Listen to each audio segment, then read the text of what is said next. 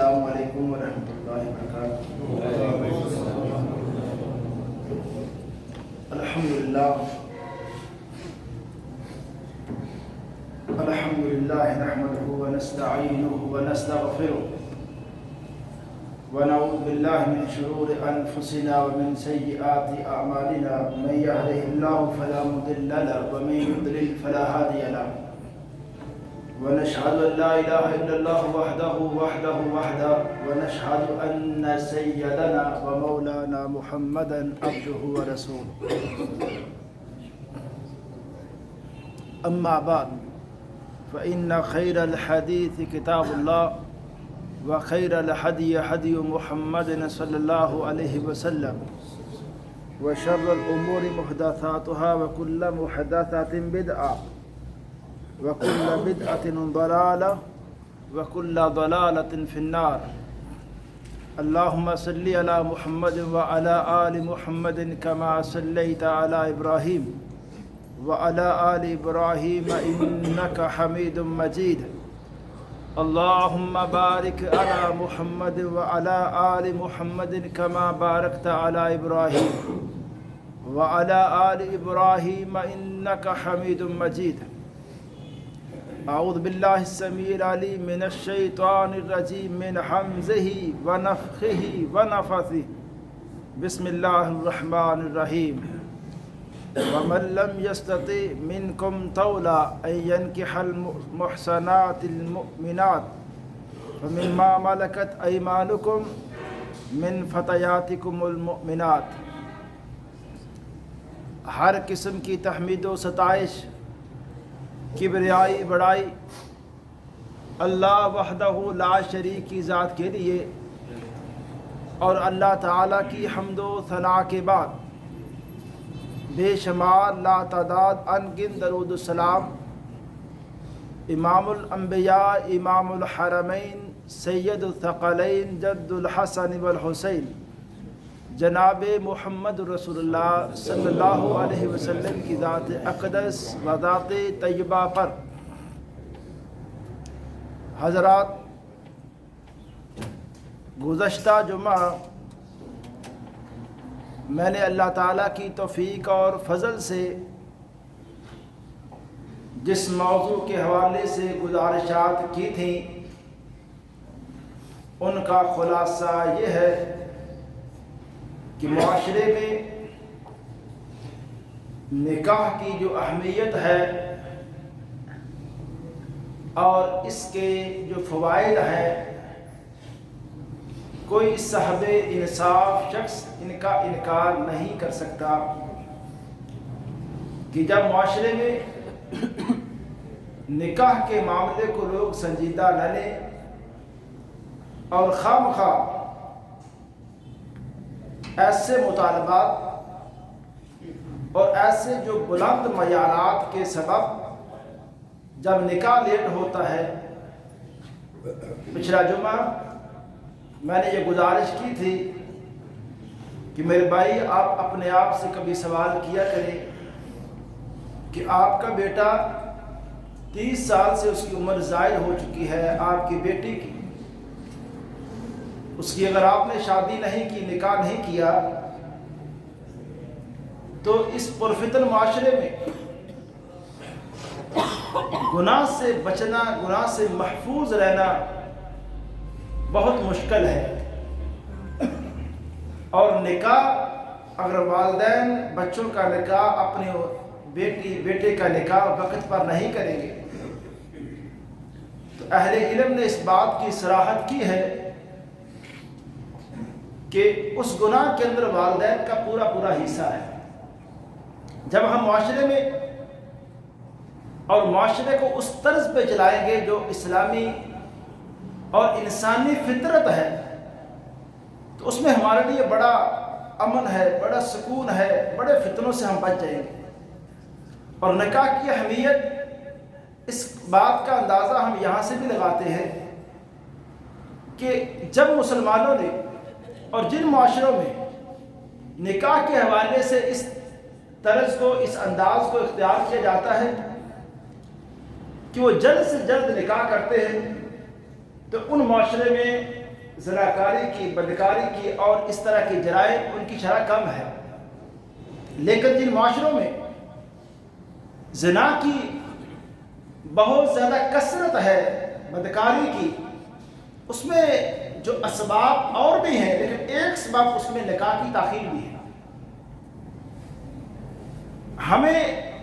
نکاح کے حوالے سے جو اسلامی نقطۂ نظر ہے، اس کا بڑا ایک سمپل سا طریقہ، بڑا سادہ سا ایک طریقہ ہے نکاح کا۔ سب سے پہلے آج کے اس خطبہ جمعہ میں اس نکاح کے اسلامی طریقہ کو آپ کے سامنے پیش کرتا ہوں۔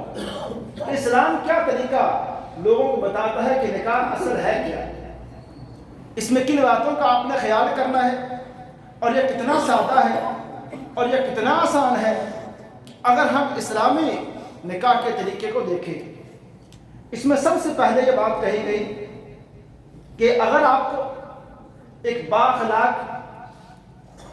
دیندار لڑکا یا لڑکی نکاح کے لیے مل گئے ہیں تو باقی چیزیں آپ وہ ثانوی حیثیت رکھتی ہیں، مال و دولت، حسن و جمال، حسب و نسب، یہ چیزیں ثانوی حیثیت ہیں۔ یہ ہماری ترجیح نہیں ہونی چاہیے کہ ہم صرف وہ جو مال و دولت میں جو ہم نے معیار قائم کر رکھا ہے، جب وہ ہمیں معیار نہیں ملتا ہم اس وجہ سے نکاح کو لیٹ کریں، اور حسن و جمال کا اگر ہم نے ایک معیار قائم رکھا اس کی وجہ سے نکاح کو لیٹ کریں، حسب و نسب کہ میں اپنی برادری سے باہر نکاح نہیں کرتا، اس ضد کی وجہ سے، اس معیار کی وجہ سے آپ کی بیٹی 35 سال کی ہو چکی ہے اور آپ اس ضد پہ اڑے ہیں کہ ہم تو فلاں برادری سے تعلق رکھتے ہیں، ہم تو سالہ سال سے، ہمارے ہاں تو ایک پکی بات ہے کہ ہم اپنی برادری سے باہر نہیں جاتے، اس وجہ سے نکاح کو لیٹ کرنا۔ یہ وہ اسباب ہیں میرے بھائی جن کی وجہ سے بلا وجہ اور کوئی یہ ایسی ریزن نہیں ہے کہ جس کی وجہ سے ہم اس نکاح کو لیٹ کریں۔ اسلام نے صرف ایک معیار دیا ہے، ہمارے دین میں صرف ایک معیار دیا گیا ہے۔ آپ دیکھیں نا، اللہ کے رسول علیہ السلام نے سیدہ فاطمہ کی جب شادی کرنا چاہی اور آپ نے ان کے لیے لڑکے کا انتخاب کیا علی، آپ اس حدیث کو کبھی پڑھیں کہ پیغمبر علیہ السلام جب سیدہ کے پاس آئے، فاطمہ کے پاس، آپ نے فرمایا فاطمہ میں نے آپ کے لیے بیٹا اپنے خاندان کا سب سے اچھا لڑکا، بااخلاق لڑکا علی، اس کا آپ کے لیے میں نے انتخاب کیا ہے، لیکن علی بااخلاق ہے، علی دین مذہب اس کو اپنانے والا ہے، لیکن ایک مسئلہ ہے، علی اتنا مالدار نہیں ہے، علی کے پاس تو بہت زیادہ مال نہیں ہے، علی ہے غریب۔ فاطمہ کے سامنے جس لڑکے کا آپ نے بیٹی کے لیے انتخاب کیا، پوری اس کی مالی صورتحال، اس کی اخلاقی، دینی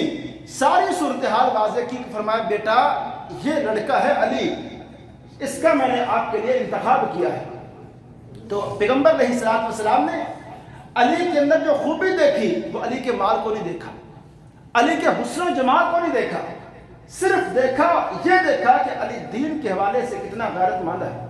علی اخلاق کے کتنے بلند معیار کے اوپر قائم ہے، جو دیندار ہے،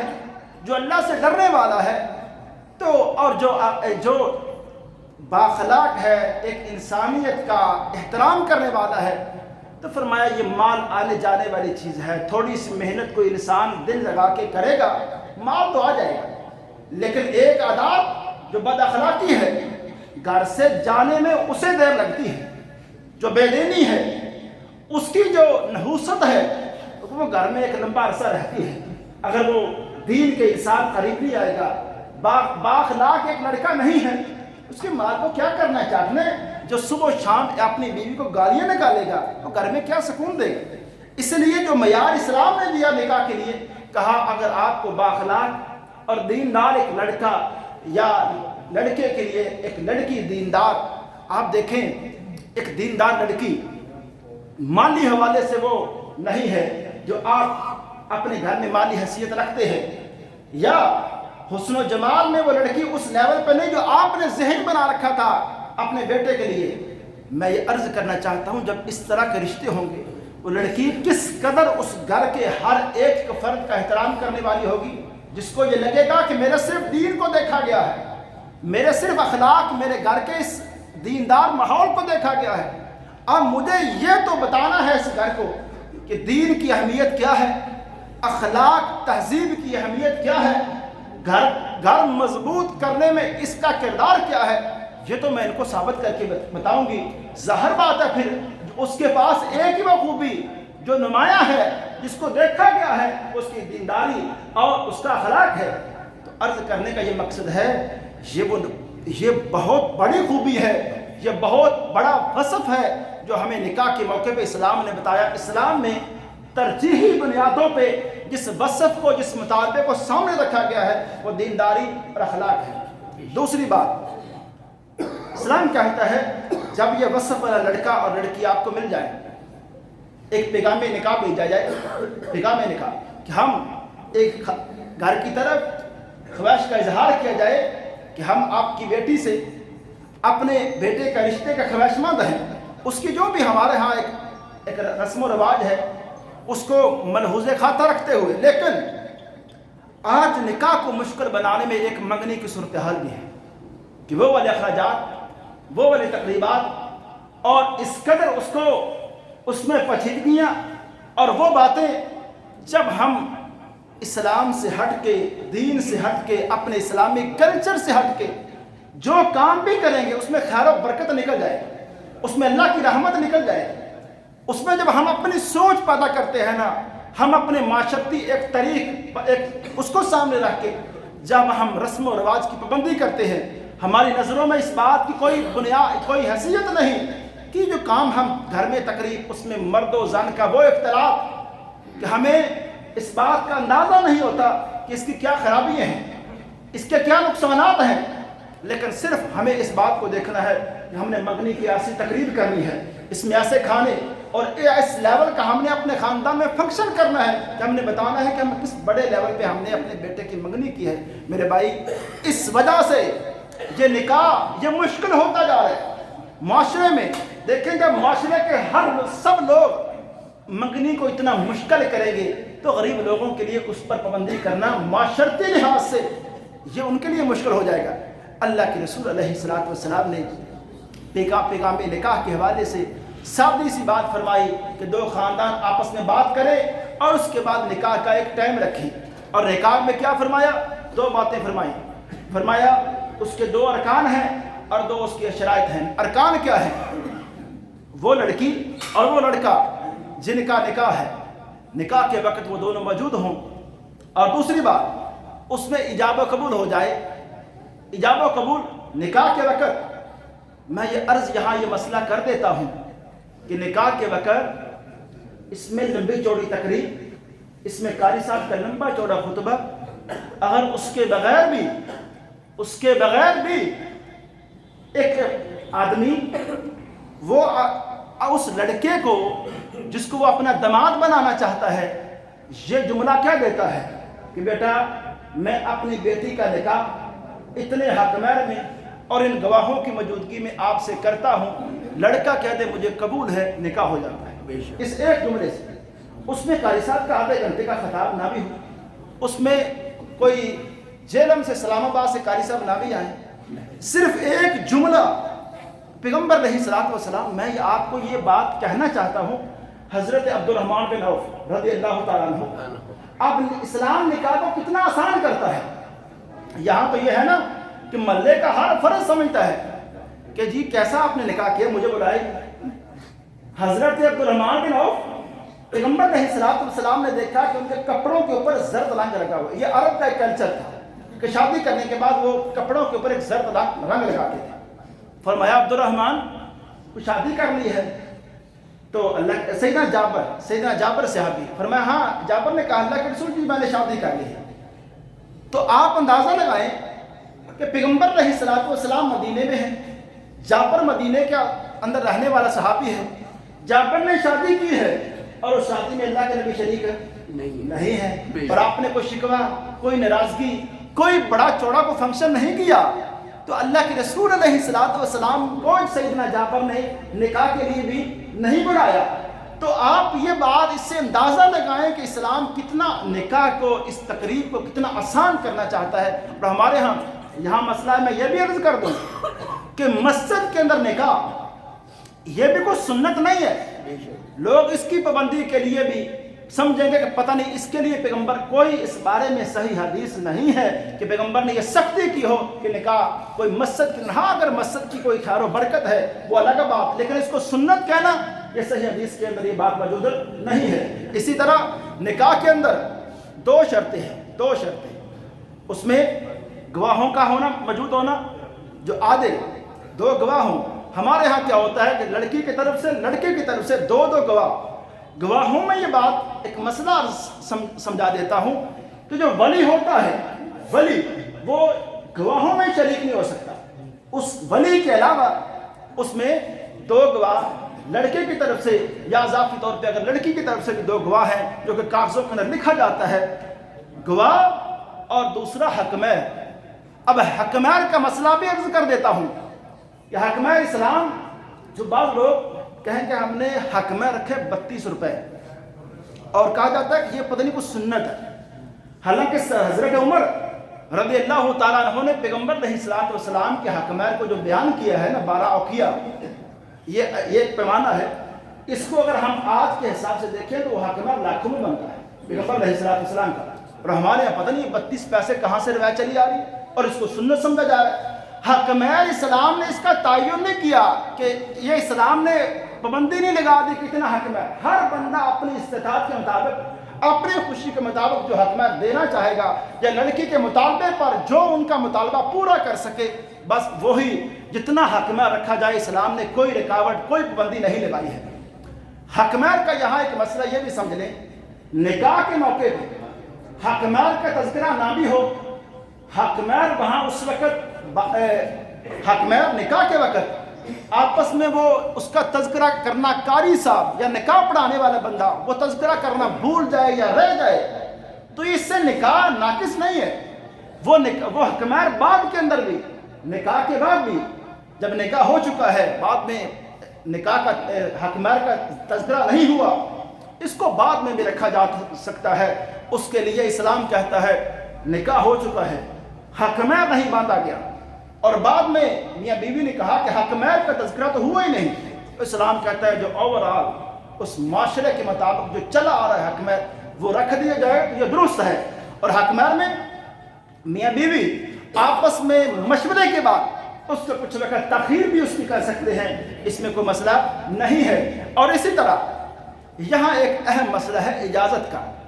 اجازت کہ لڑکی کی اجازت۔ میں یہاں عرض یہ بات کہنا چاہتا ہوں، ہمارے معاشرے میں دو انتہا پسند ہیں، دو انتہا پسند آراء ہیں۔ وہ سوچیں کیا ہیں؟ ایک سوچ یہ ہے کہ والدین سمجھتے ہیں کہ ہم نے بیٹی کا نکاح ہم نے کرنا ہے، اور اس بارے میں جہاں کرنا ہے یہ اختیار ہمیں ہے، بیٹی کو اس بارے میں کوئی اختیار، کوئی بولنے کا، کوئی اس میں رائے دینے کا حق نہیں ہے، ہم جہاں چاہیں اپنے بھائی کی طرف، بہن کی طرف جہاں چاہیں نکاح کر دیں۔ یہ بات بھی غلط ہے، اس کے بھی نقصانات ہیں۔ پیغمبر علیہ السلام نے بیٹی سے اجازت لینے کا حکم فرمایا ہے کہ بیٹی کا نکاح کرے، بیٹی سے اس بارے میں اجازت لیں، پوچھیں بیٹی کو پوری صورتحال۔ اور اس میں یہاں میں مسئلہ کھول کے عرض کرتا ہوں، یہ باپ بیٹی سے بات نہ بھی کرے، یہ ڈیوٹی ماں کی ہونی چاہیے۔ ماں سے بیٹی کھل کے بات کر لیتی ہے۔ اگر بہن ہے، بہن کو یہ بتایا جائے کہ ہم نے فلاں لڑکا فلاں گھر میں اس کی شادی کرنا چاہتے ہیں، تو اس بارے میں اس کے ساتھ صحیح طرح مشورہ کرو، ساری صورتحال سے آگاہ کرو، اس گھر کا ماحول یہ ہے، اس لڑکی کی تعلیم یہ ہے، وہ لڑکا یہ کرتا ہے، مکمل اس کی ڈیٹیل جو اس لڑکی کو چاہیے وہ بہن اگر دے دے یا ماں دے دے، مکمل ڈسکشن کے بعد جب لڑکی اجازت دے دے کہ میں اس نکاح کے لیے راضی ہوں، اور راضی ہونے کے لیے اہل علم نے یہاں، ہمارے یہاں بات تو یہ مشہور ہے نا، لڑکی سے پوچھا جائے گا، اگر وہ خاموشی کا اظہار کر دیں تو خاموشی کیا ہے؟ رضامندی۔ یہ مسئلہ مشہور ہے، لیکن اہل علم نے، امام قرطبی رحمہ اللہ، اللہ ان کی قبر پہ کروڑوں رحمتیں نازل فرمائے، وہ کیا مسئلہ، اس کی کیا پیاری وضاحت کرتے ہیں۔ وہ فرماتے ہیں کہ لڑکی کی خاموشی اس کی رضامندی ہے، لیکن یہ بات اس لڑکی کو واضح بھی کی جائے، اس لڑکی کو بتایا بھی جائے کہ بیٹا یہاں اگر آپ خاموش رہو گی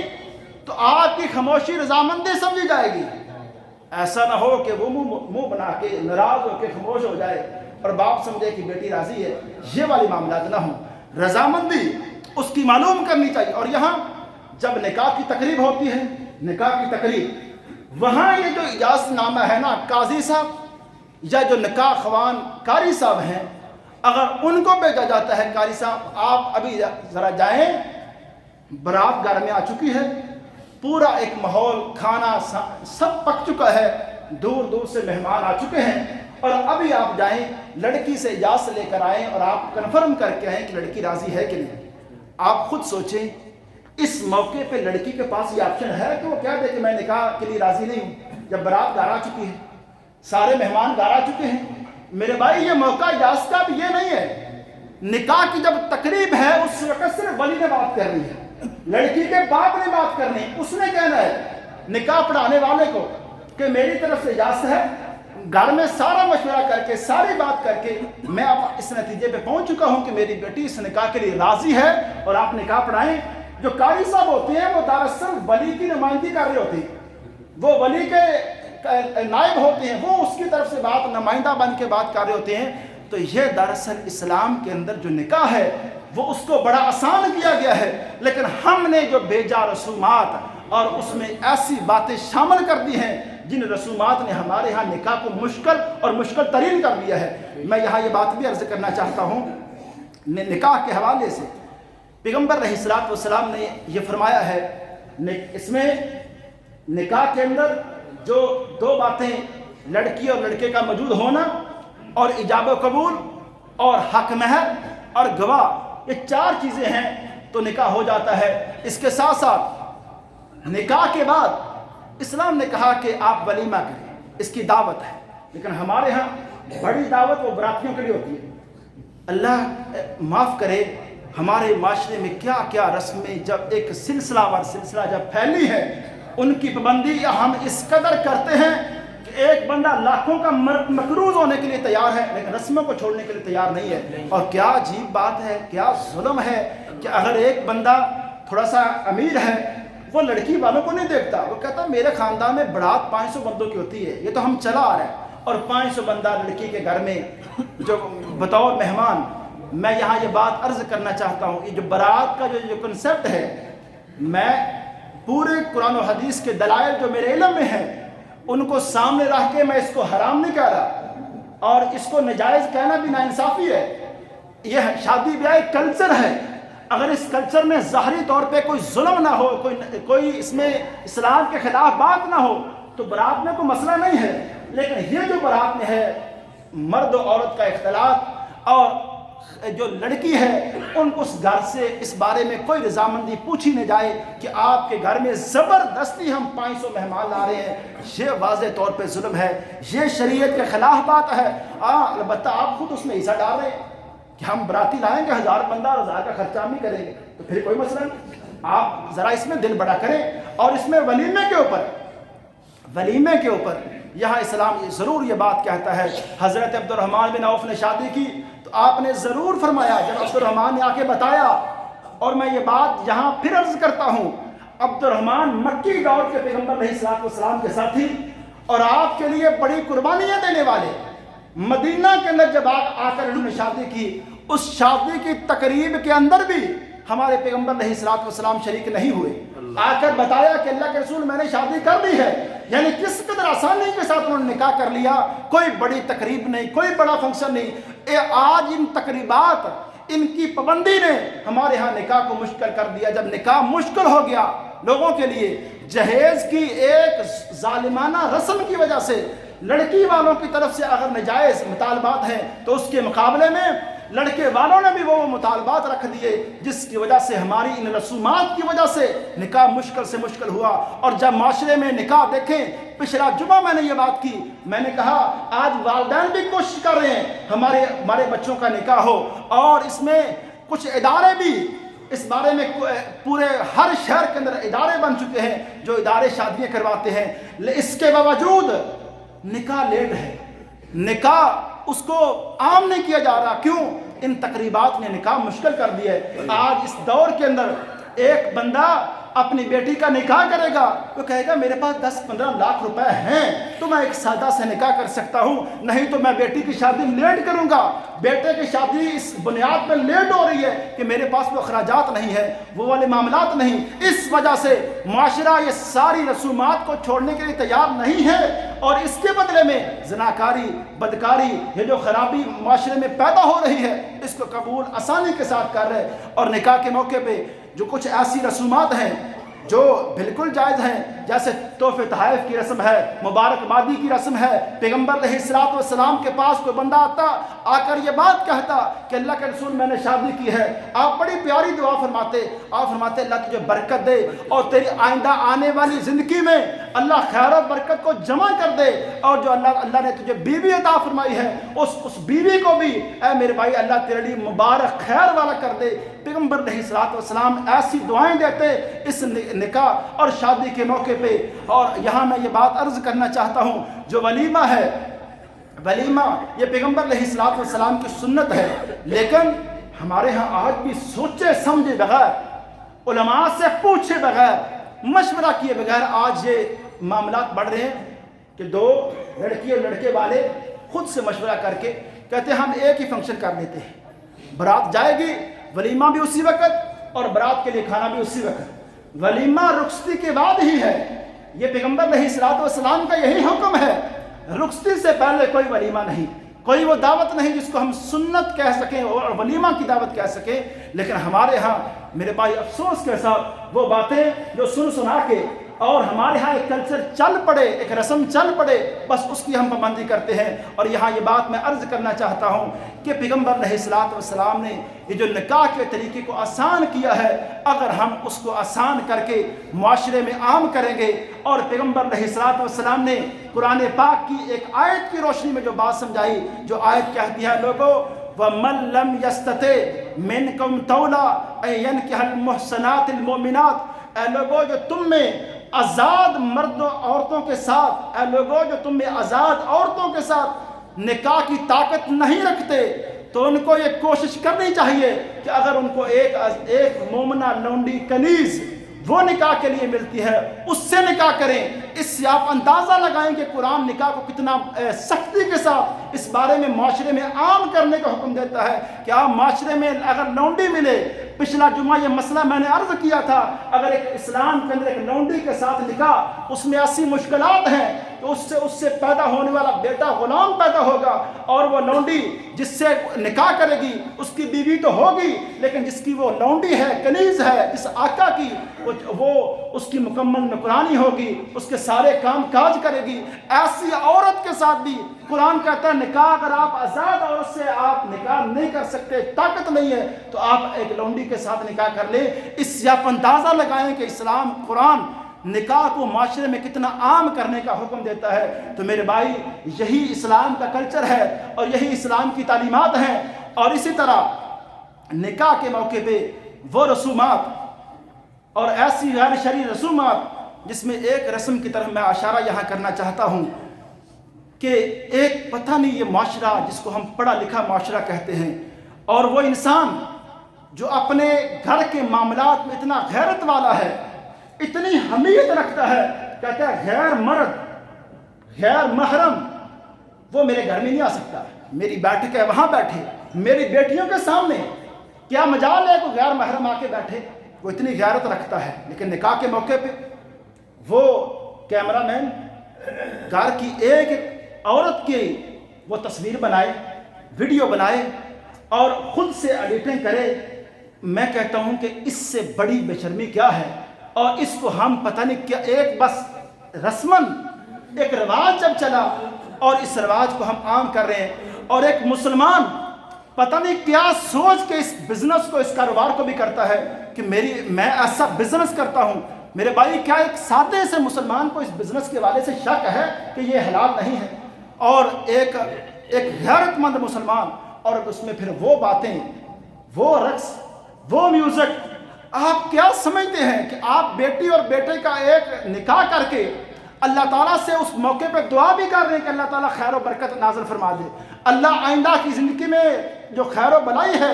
وہ ہمیں عطا فرما دے، لیکن اس موقع پہ لمحہ لمحہ آپ رب کو ناراض کرتے ہیں، اللہ تعالیٰ کی تعلیمات سے دور ہیں، اور شیطان کو لمحہ لمحہ میں اور آپ خوش کر رہے ہیں، تو آپ سمجھتے ہیں کہ اس موقع پہ اللہ کی رحمتیں نازل ہوں گی۔ اور کیا عجیب بات ہے کہ اس موقع پہ کہا جاتا ہے، اسلام کے اندر ایک بات ہے کہ نکاح کے موقع پہ ایک دف کا رواج تھا، دف، اور اس میں وہ کیا ہوتی ہے دف، کہ چھوٹی لڑکیاں، چھوٹی بچیاں وہ ایک دف بجاتی ہیں، اس کو اسلام میں ضرور رکھا گیا، لیکن اس دف کو کھینچ کھینچ کے ہم نے ڈھول تک، رقص تک، اور وہ چیزیں ہم نے نکاح شادی کا لازم حصہ بنا دی ہیں، جن کی وجہ سے آج اللہ معاف کرے ایسے سے فساد، ایسے سے نقصانات جن کا ہم سامنا بھی کر رہے ہیں، اور ان رسومات کو چھوڑنے کے لیے تیار بھی نہیں ہے۔ میں یہاں آخر میں صرف یہ بات کہنا چاہتا ہوں میرے بھائی، اس میں خاندان کے بڑے لوگ جو بااثر لوگ ہیں، طاقتور لوگ ہیں، ان کو اٹھنا چاہیے ایسی رسومات کے خلاف کہ جب برادری کا کوئی بندہ، ہمارے خاندان کا بندہ اس طرح کی شادی کرے گا، ہم اس میں شریک نہیں ہوں گے، یا ان کو اس وقت سے پہلے سمجھائیں گے، اور سمجھانے میں طریقہ بڑا پیارا اختیار کرنا چاہیے۔ جب ایک بندے نے ایسا فنکشن ترتیب دے دیا ہے اور اس فنکشن میں جا کے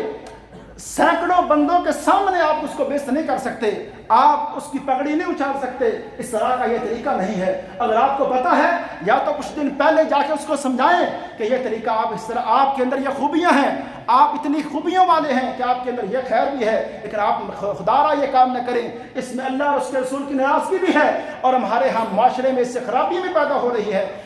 معاشرے کے مؤثر ترین لوگ اور اچھے منصب والے لوگ جو اس برادری کے اندر ہیں، جو اس محلے کے اندر ہیں، وہ اس میں کردار ادا کریں، تو لازمی طور پہ ان رسومات کو ہم اس معاشرے میں ختم کر سکتے ہیں، اور ختم کر کے نکاح کو آسان کر سکتے ہیں۔ جب ہم نکاح کو اس معاشرے میں عام کریں گے تو لازمی طور پہ یہ اس معاشرے کے اندر جو خرابیاں ہیں، جو بدکاری، زناکاری اور اس طرح کی اور خرابیاں ہیں، اس میں لازمی طور پہ اس میں کمی واقع ہوگی، اور پیغمبر علیہ السلام کی سنت پر عمل کر کے، اور ہم ایک فیصلہ کر لیں کہ ہم ایک اسلامی معاشرہ ہیں، ہماری اقدار، ہمارا کلچر، ہماری ثقافت بالکل الگ ایک ثقافت ہے۔ ہم نہیں دیکھیں گے مغرب کو، ہم نہیں دیکھیں گے ہندوستان کو، ہم نہیں دیکھیں گے فلاں کے کلچر کو، ہمارا الگ سے ایک کلچر ہے۔ ہمارے کلچر میں ایک بنیادی بات یہ ہے کہ ہم نے ہر کام کرنے سے پہلے سوچنا ہے کہ اس کام کی اللہ اور اس کے رسول اجازت دیتے ہیں یا نہیں، اللہ اور اس کے رسول اس سے راضی ہوں گے یا نہیں ہوں گے۔ ہم ہر وہ کام چھوڑنے کے لیے تیار ہوتے ہیں۔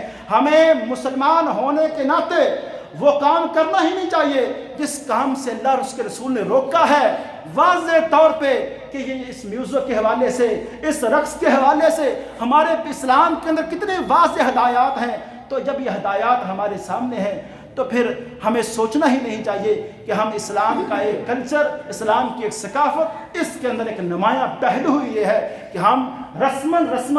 سنی سنائی باتیں، ایک چلی چلائی باتیں، ان پر عمل نہیں کرتے۔ ہمارے ہاں ایک بات ہے کہ جو کام کریں اس سے پہلے سوچیں اللہ اور اس کے رسول کس حوالے سے ہدایات کیا ہے۔ وما علیہ الا البلاغ۔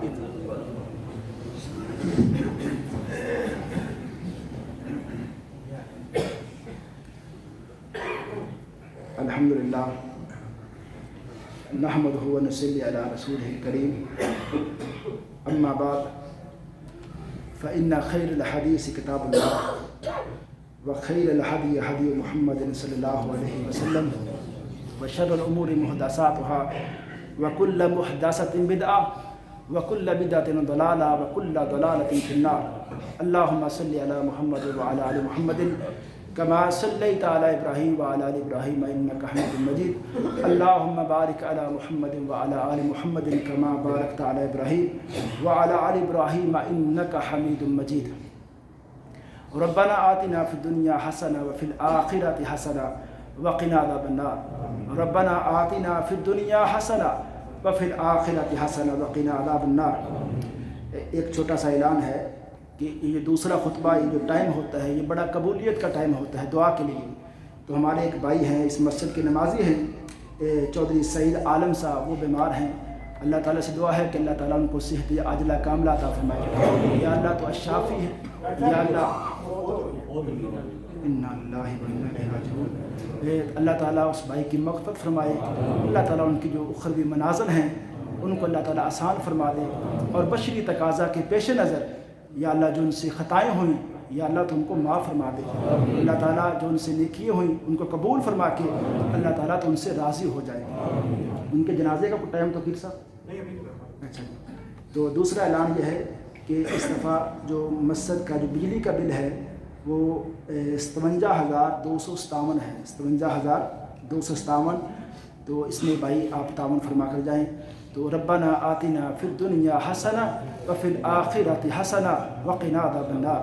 ربنا آتنا فی الدنیا حسنہ وفی الآخرۃ حسنہ وقنا عذاب النار. اللہم اشف مرضانا ومرضى المسلمين. اللهم اشف مرضانا ومرضى المسلمين. اللهم اجرنا من النار. اللهم اجرنا من النار. اللهم انا نسألك جنة الفردوس. سبحان ربك رب العزة عما يصفون وسلام على المرسلين والحمد لله رب العالمين.